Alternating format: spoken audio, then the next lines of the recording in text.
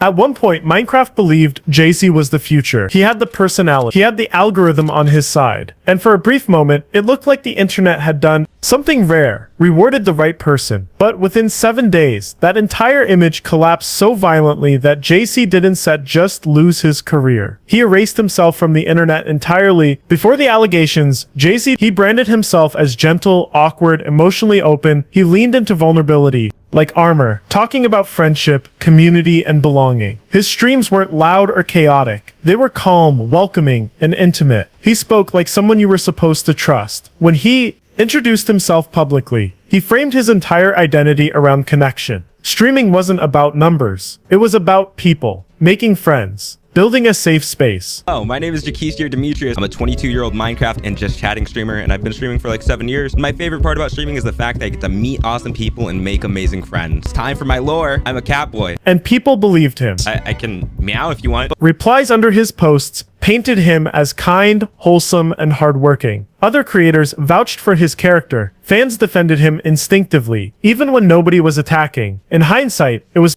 the perfect disguise. For years, JC streamed to small audiences. 30 viewers, sometimes less. He kept going anyway. Then, one night, his chat exploded. A name appeared that didn't belong there. Dream. The reaction was immediate disbelief, then tears. Wait, what? What? What? Huh? Hello? What? There's no way. Wait, yo, what the what? Welcome everybody. What the? Hello and welcome to the stream, everybody. What? I'm trying not to cry. Thank you guys so much. You love my nails. Thank you. Thank you for all the gifteds. Thank you for all the biddies, the follows. Dream. Yes, actually Dream. He donated thousands of dollars live on stream. In a single night, Jace's trajectory changed. Dream. There's no freaking way. A $2,000 donate. Dream. What the heck?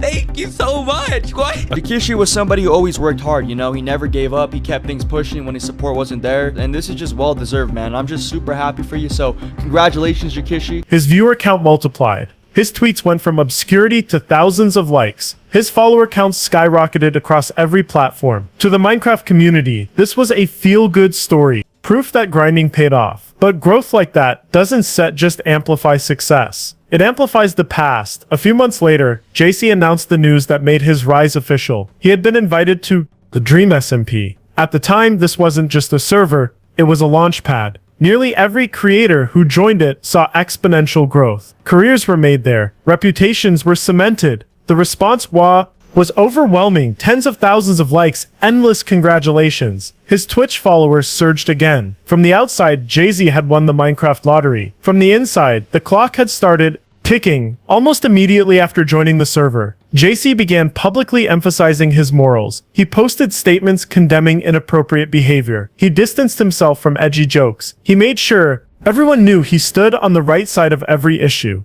At the time, it looked responsible. In hindsight, it looked defensive. Because 2 days later, everything unraveled. A thread of someone who said she had known JC years earlier. She explained that they began talking when she was underage, and that the conversation slowly turned sexual. There were jokes at first, then requests, then secrecy. She included screenshots. The ages didn't align in his favor. The timeline was clear, and the implication was unavoidable. The post spread rapidly, tens of thousands of likes in hours. The $10 in thousands of likes in hours. Under the original thread, replies started appearing. Another person, then another, different usernames. Same story. Friendly conversations that turned uncomfortable. Repeated fixation, requests for secrecy. Sexual behavior that stopped the moment the victim turned 18. Within 24 hours, nearly 20 people had come forward. By the end of the week, the number climbed past 40. This wasn't an isolated incident resurfacing at a bad time. It was a pattern, a long-running calculated pattern that only collapsed once JC became too visible to hide it. Situation and my thoughts are insane. I really don't even know where to begin. Like, this guy Jikishi is a monster. Like, I knew what he was doing before, but to know that, you know, he's out here posting on Snapchat and still making a reaction out of all this and not even caring really is mind-boggling. And the fact that this dude was making jokes when it happened and he was sitting on the couch with his friends, that just shows what kind of person he is, you know? And like I said, posting that you're getting a tattoo on your story after all this happened, like,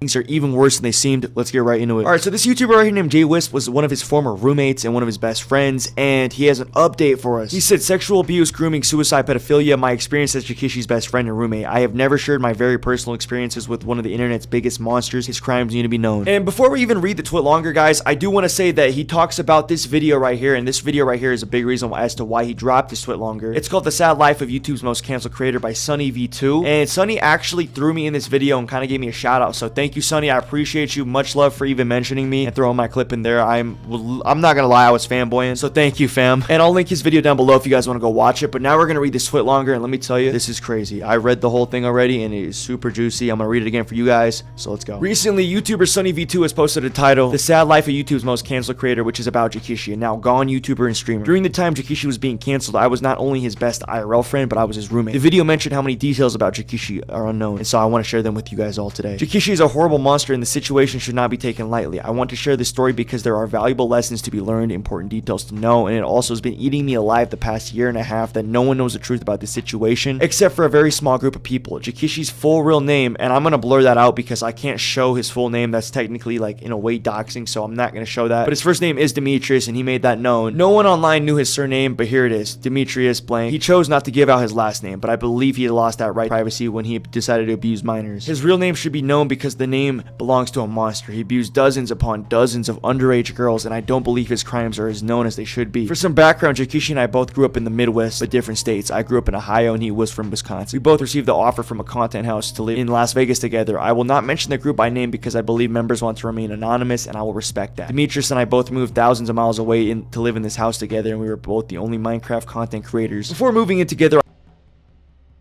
Dream acted fast. JC was removed from the Dream SMP immediately. No hesitation. Dream later confirmed the accusations had been verified privately and condemned the behavior outright. There was no defense, no apology. He vanished. The disappearance was methodical. His Twitch channel was terminated for violating platform rules. His YouTube channel was wiped clean. TikTok gone, Instagram deleted. His merch store disappeared as if it never existed. Years of content erased in days. The only thing left was a silent Twitter account, frozen on a final post that said absolutely nothing of value, just silent absence. Jay-Z had been careful. He rarely shared personal details. His real name wasn't widely known. There was no clear trail to follow. And that's what makes the ending so disturbing. Because, for all anyone knows, there were no real-world consequences. No arrest, no trial, no confirmation of justice. Just speculation, anger, and unanswered questions. Jace's case isn't set unique because of how extreme it was.